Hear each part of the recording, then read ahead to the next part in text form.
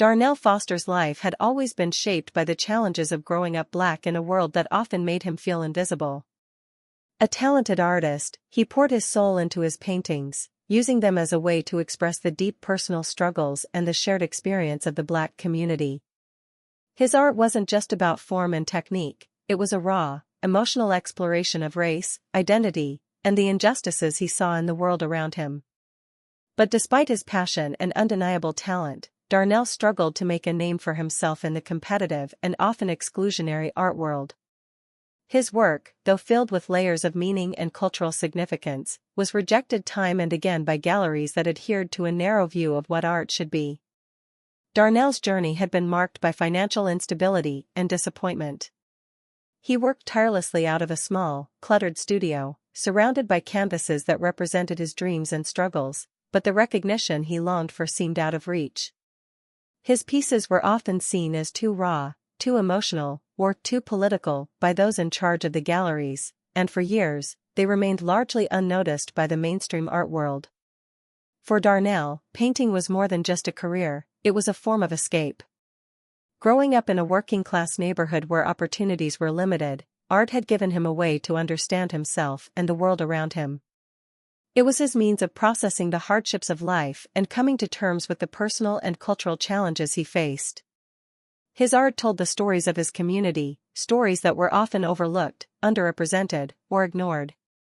Yet, despite the powerful messages he expressed, the art world seemed unwilling to make space for him.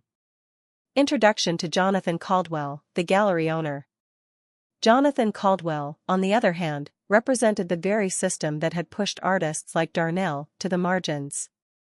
As the owner of Caldwell Gallery, one of the most prestigious art spaces in the city, Jonathan had built his reputation by showcasing established, high-profile artists. His gallery was known for representing the art elite, those who had been formally trained at prestigious institutions, those with pedigrees and connections that made them the darlings of the art world. Jonathan believed that art was a reflection of sophistication, and for him, only those artists who fit his narrow idea of what constituted refined work had a place in his gallery. His dismissive attitude toward artists who didn't meet his standards, especially those from marginalized communities, had made him a gatekeeper in the industry. He would often call work like Darnell's unpolished or too raw, dismissing it as inferior and unworthy of the attention of elite collectors. Jonathan's worldview was shaped by the belief that only a select few had the talent or the right background to be included in the prestigious circles of the art world. He saw no value in work that didn't fit into his narrow definition of what was acceptable.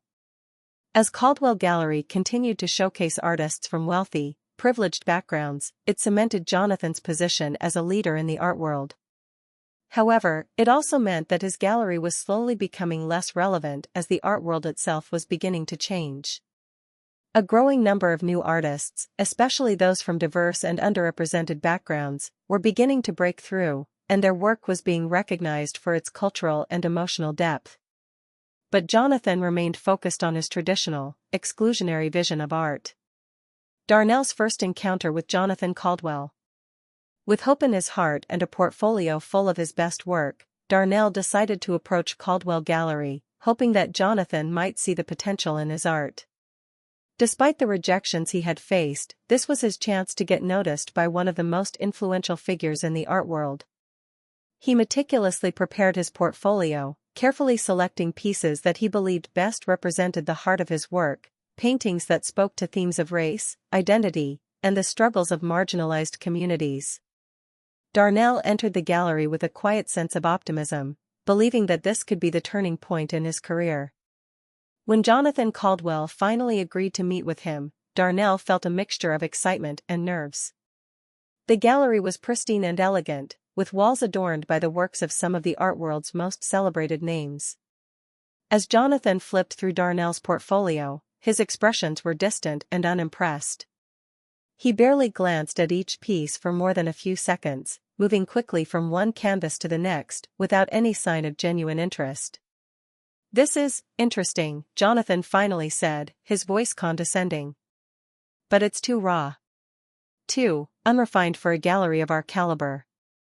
I don't think this fits with the kind of work we represent." Darnell felt the sting of Jonathan's rejection immediately.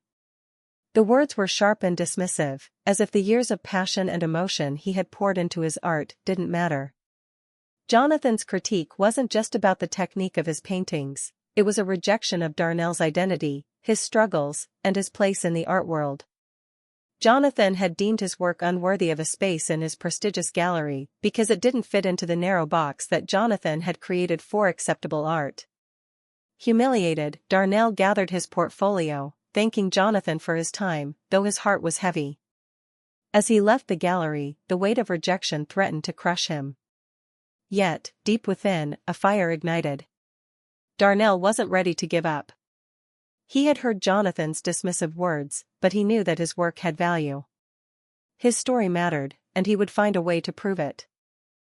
"I'll show them," Darnell thought, leaving the gallery behind. It was time to forge his own path, to build a reputation on his own terms. And one day, Jonathan Caldwell would see that his rejection had been a mistake. Darnell Foster's work, filled with themes of race, identity, and historical struggle, began to gain recognition in more progressive, underground art circles that were eager for fresh voices and bold new expressions. Though Jonathan Caldwell and other major galleries continued to ignore him, Darnell's paintings started resonating deeply with curators and collectors who understood the cultural and social significance embedded in his work.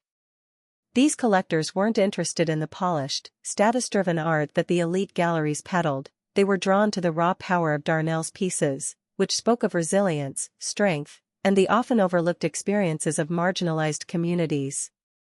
As word of Darnell's work spread within these alternative art circles, he began to see some early successes. Independent galleries and smaller, progressive art spaces started showcasing his paintings. The work, though still undervalued in the mainstream art world, was gaining recognition for its depth and its authenticity. Darnell's art wasn't just visually striking, it was a call to action, a mirror reflecting the painful truths of society, particularly around issues of race, identity, and injustice. His pieces, often depicting the complexities of the Black experience, were seen as a symbol of resilience, a way for people from underrepresented communities to finally see their stories reflected in the art they consumed. Collectors who appreciated art with a message began buying Darnell's works, and his following slowly began to grow.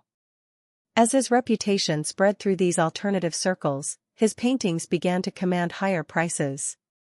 In niche markets and independent galleries, Darnell's art was highly sought after, even though he remained largely unknown in the mainstream art world.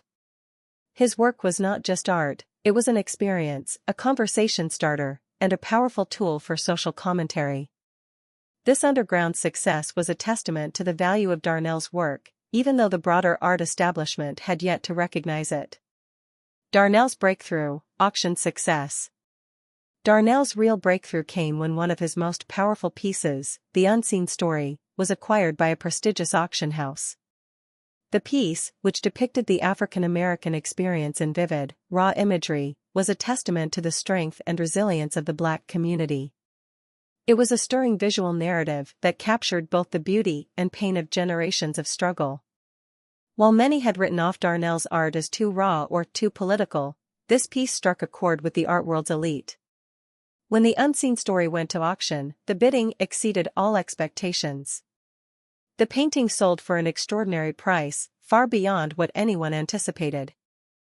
It was a historic moment, not just for Darnell, but for the art world at large. Suddenly, Darnell Foster was no longer a name whispered in underground circles, he was a figure of major importance in the art world. This sale marked a turning point in his career, propelling him into the limelight and attracting the attention of collectors, critics, and galleries that had once overlooked him. The auction success was more than just a financial milestone, it was a public validation of Darnell's artistic voice. Critics began to recognize the value in his work, praising its innovative approach to blending modern techniques with rich cultural narratives. His art was no longer considered a passing trend or a novelty, it was seen as a legitimate, transformative force in the art world. Darnell's paintings were now valued for their emotional depth, their social relevance, and their ability to challenge the norms of what art should be. Despite his sudden rise to fame, Darnell remained grounded. He didn't let the financial success or the newfound recognition cloud his creative vision. Instead, the success fueled his desire to continue creating art that spoke to the issues he was most passionate about, art that could challenge societal norms, raise awareness, and spark conversations. Darnell knew that his art had a larger purpose, to tell stories that needed to be heard and to represent those who had been silenced for too long. Gallery owners continued dismissal. While Darnell's success continued to soar, Jonathan Caldwell remained stubborn in his refusal to acknowledge the value of Darnell's work. Despite the increasing buzz around Darnell's paintings and the astronomical prices they were fetching at auction, Jonathan dismissed the artist as a passing trend. In private, Jonathan mocked the artist's rise, calling it an overhyped phase and expressing disbelief that such raw work could have lasting value in the art world. Jonathan's continued dismissal of Darnell's success revealed just how out of touch he had become with the evolving art scene. His elitist views prevented him from seeing the shifting tides in the industry, where emerging voices, particularly those from marginalized communities, were becoming the dominant force. Darnell's success was not a fluke, it was part of a larger cultural movement, one that Jonathan was unable, or unwilling, to recognize. Darnell overheard some of Jonathan's dismissive comments, and while they stung, they only made him more determined to prove that his success was not a passing phase. He had long since moved past the point of seeking validation from someone like Jonathan. Now, he was focused on proving that his work, his voice, had true staying power. Jonathan's narrow view of art was no longer relevant to Darnell's journey. The art world was changing, and Darnell was at the forefront of that change. The more Jonathan mocked Darnell, the more Darnell's resolve grew. He had faced rejection before, and he had proven himself capable of succeeding, despite the odds. Now, he would show Jonathan and the art world that his work had real value, not just in terms of money, but in terms of its cultural and social impact. It wasn't just about the art, it was about the stories Darnell was telling, the truths he was uncovering, and the community he was building through his work. Darnell Foster's rise in the art world continued to accelerate at an extraordinary pace. What had once been a modest following among collectors and galleries focused on new and diverse voices had now blossomed into international recognition. His work was being showcased in top galleries and museums around the world, places where only the most influential artists were granted a platform. Darnell's ability to combine contemporary techniques with deeply rooted cultural narratives had made him one of the most sought-after artists of his generation. His art told stories that resonated deeply with a global audience, making his work not just relevant but essential in today's cultural landscape. Critics hailed Darnell for his emotional depth, calling his work a profound reflection of the human experience, particularly the struggles faced by marginalized communities. His art was not just aesthetically captivating, it was a commentary on identity, race, and history, issues that were at the forefront of social conversations worldwide.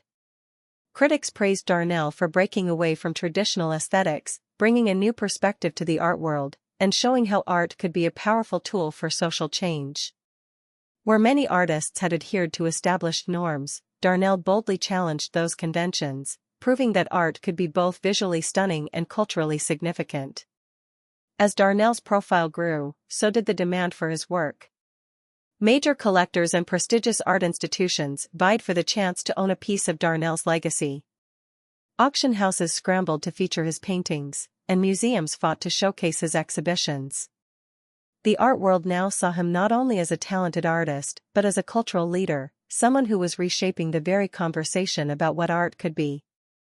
Darnell's influence reached far beyond the gallery walls, and he became a symbol of the new wave of artists who were bringing a fresh perspective to contemporary art. Jonathan Caldwell's realization. Back at Caldwell Gallery, Jonathan Caldwell could no longer ignore the rising tide of Darnell's success. The price of Darnell's paintings had skyrocketed, and Jonathan began to realize that he may have missed out on a rare opportunity to represent a true artistic talent.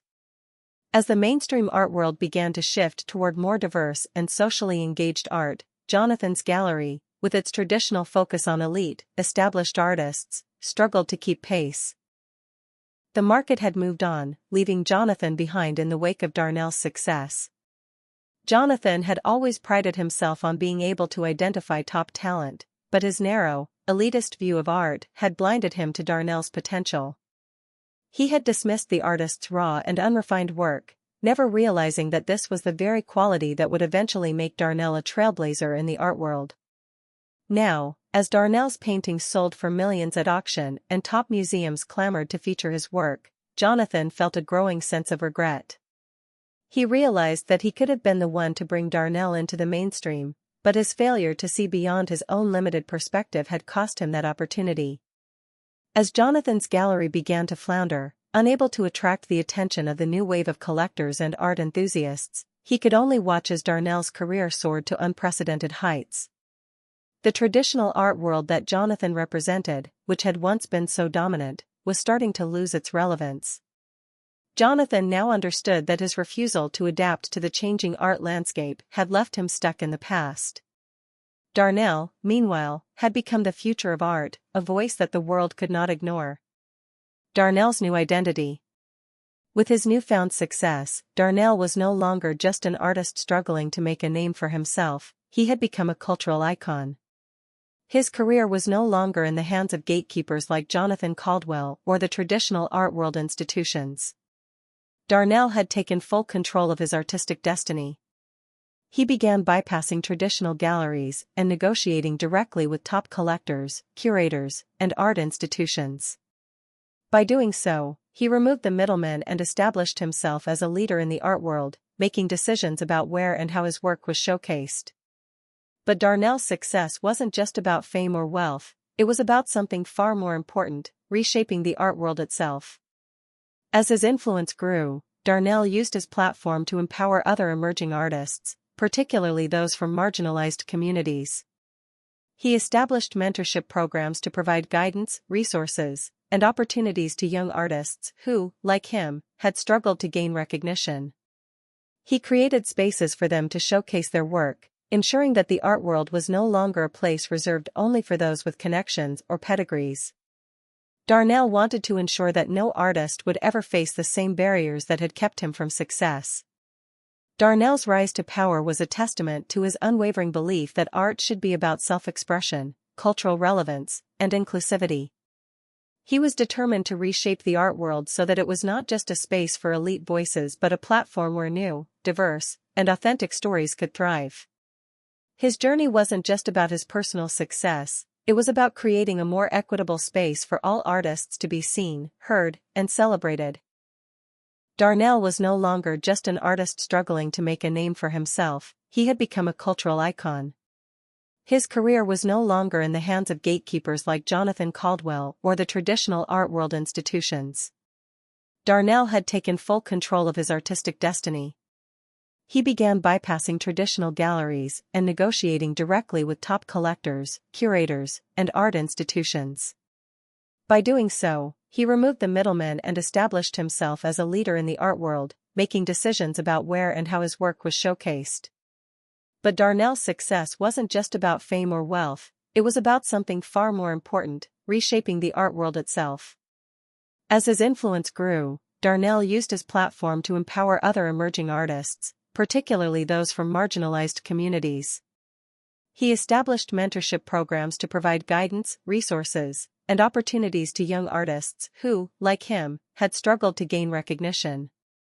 He created spaces for them to showcase their work, ensuring that the art world was no longer a place reserved only for those with connections or pedigrees. Darnell wanted to ensure that no artist would ever face the same barriers that had kept him from success. Darnell's rise to power was a testament to his unwavering belief that art should be about self-expression, cultural relevance, and inclusivity.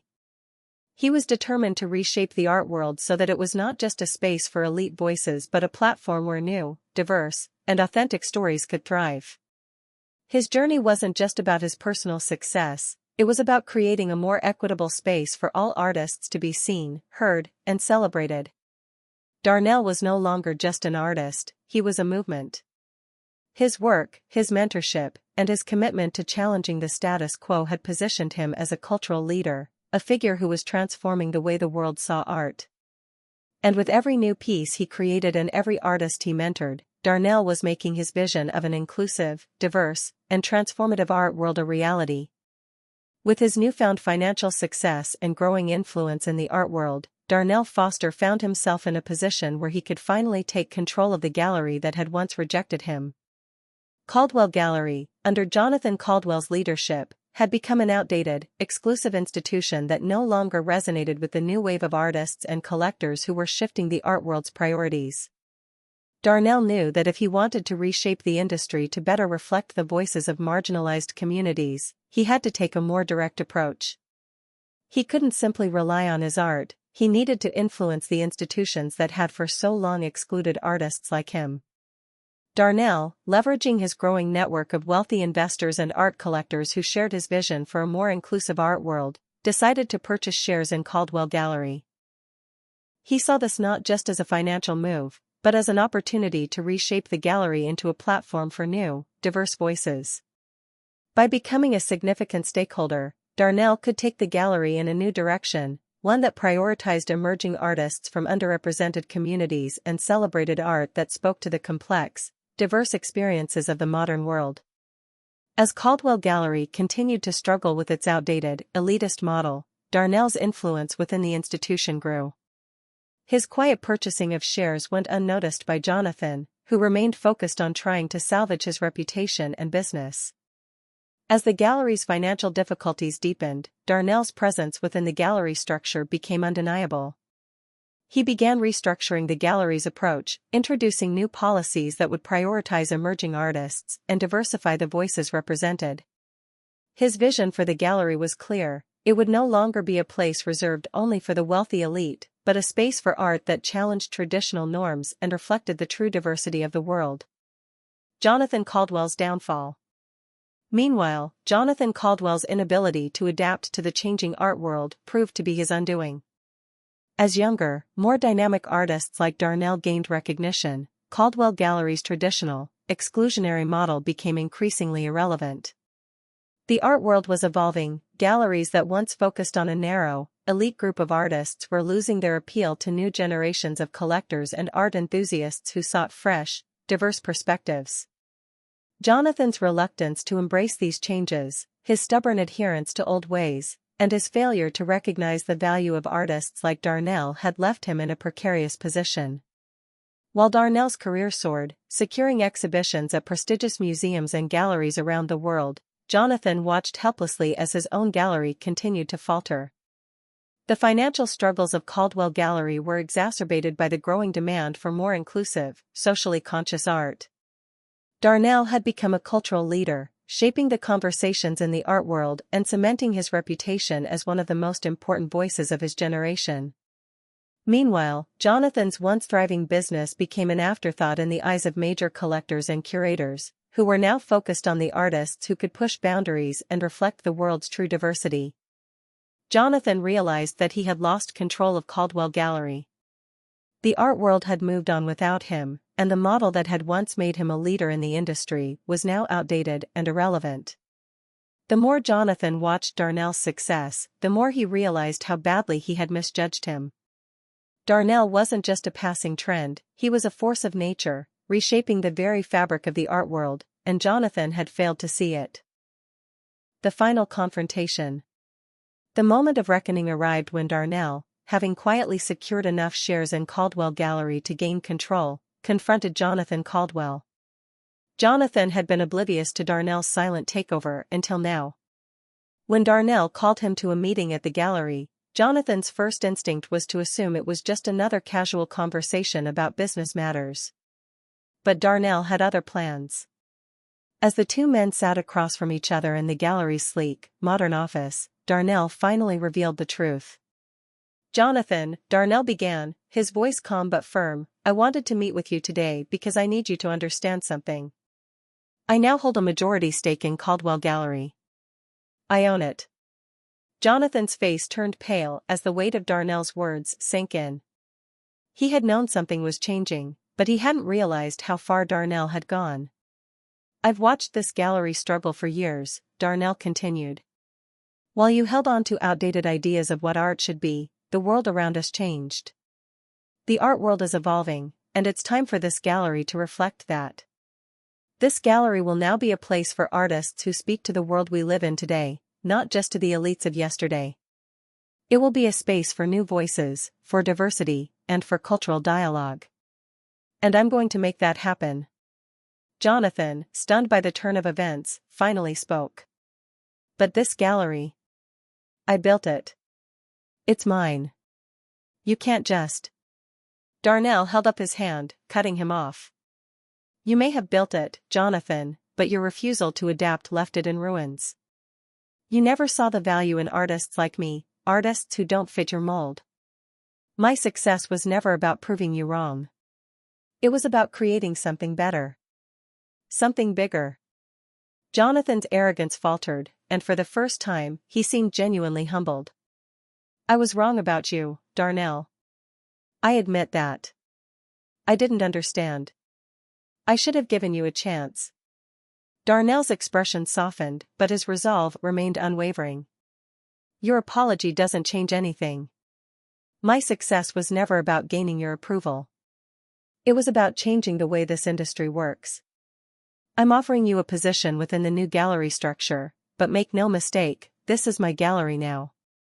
Jonathan's pride was wounded, but he knew there was no going back. The gallery he had built had been taken from him, and the future of the institution now lay in Darnell's hands. He could only watch as Darnell's influence eclipsed his own. Darnell stood up, offering his hand to Jonathan. I'm not here to destroy you, Jonathan. I'm here to change the game. I just hope you'll come along for the ride. As Darnell walked out of the office, Jonathan sat back in his chair, defeated. He had underestimated the power of Darnell Foster, and now he was left to watch as the world he had built crumbled around him. Under Darnell Foster's leadership, Caldwell Gallery underwent a profound transformation. Once a space reserved for the elite, where only a select group of polished artists were showcased, it became a thriving hub for emerging artists from diverse backgrounds. Darnell's vision was clear: the gallery would no longer be a place that upheld traditional standards of exclusivity and elitism, it would be a platform for cultural dialogue, creative freedom, and innovation. The gallery now welcomed art that challenged the status quo, reflecting the complexities of modern society.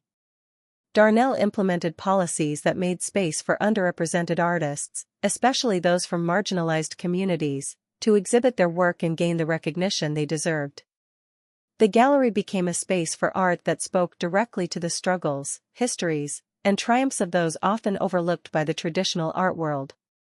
Whether through bold, abstract paintings that addressed social issues, sculptures that explored identity, or multimedia installations that questioned the status quo, Caldwell Gallery became a place where creativity could flow without restriction. In addition to transforming the gallery's exhibitions, Darnell focused on the future of art by creating mentorship programs for young artists, particularly those from underprivileged backgrounds. These programs provided the next generation of creators with opportunities that had once been denied to him: financial support, gallery exhibitions, and exposure to a network of influential curators and collectors. Darnell made it his mission to ensure that young artists would not have to face the same barriers that had once kept him on the margins. These programs provided the tools and resources that could help elevate new voices and ensure their work reached a global audience. As the years passed, Caldwell Gallery became a beacon for cultural transformation within the art world. It was no longer just an exclusive gallery, it had become an influential force that shaped conversations about art, culture, and social change. Darnell's work had done more than just bring his art into the spotlight, it had redefined what art could be, ensuring that it would always be a space for self-expression, change, and diversity. Reflection on the journey. Looking around the gallery one evening, as a new generation of artists prepared for their exhibitions, Darnell Foster reflected on how far he had come. He remembered the days when his work had been dismissed as too raw or unrefined, when he had been told that his voice wasn't worthy of the same platform as more traditional, established artists. He remembered the humiliating rejection by Jonathan Caldwell and the difficult years he spent trying to break through in an art world that had little interest in his truth. But now, he stood as the owner of one of the most respected galleries in the world, having reshaped it into a space for creative freedom, cultural dialogue, and inclusivity. Darnell's journey had not been easy, but it had been worth every struggle. His success was never just about personal achievement, it was about creating a legacy that would empower others. His rise to prominence was built on resilience, vision, and an unwavering belief in the power of art to change the world. Darnell's story had proven that anyone, regardless of their background, could succeed if given the right opportunities. He had fought for a place in an industry that hadn't initially seen him as worthy, but he had pushed through, proving that talent and authenticity could, and should, be valued. He had paved the way for other artists who came from backgrounds like his, ensuring that they wouldn't face the same obstacles he did. Through his own hard work, Darnell had dismantled the gatekeeping structures that once excluded him, creating a space where all artists could thrive, regardless of their pedigree. Darnell's lasting impact. Darnell Foster's legacy was not defined by the millions his paintings had sold for or the accolades he had received, it was defined by the lasting impact he had on the art world. He had shown the world that success was not reserved for the privileged or for those with the right connections. It was for those who dared to believe in themselves, who had the courage to share their unique vision, and who refused to let the traditional barriers hold them back. His mentorship programs had helped launch the careers of countless young artists, many of whom had gone on to achieve their own successes in the art world. Darnell's influence had stretched far beyond Caldwell Gallery. His commitment to breaking down barriers had inspired artists, curators, and collectors across the globe to rethink the art world's narrow definitions of success and value. He had proved that art, at its core, was about expression, truth, and connection, not about wealth, pedigree, or exclusivity. Through his gallery, his mentorship, and his work, Darnell had created a platform for artists to express themselves freely, without fear of rejection or exclusion. He had shown that art had the power to challenge the status quo, to break down the walls of inequality, and to reshape society's understanding of culture, race, and identity. His legacy would live on not only through his own paintings, but through the work of the countless artists he had helped along the way.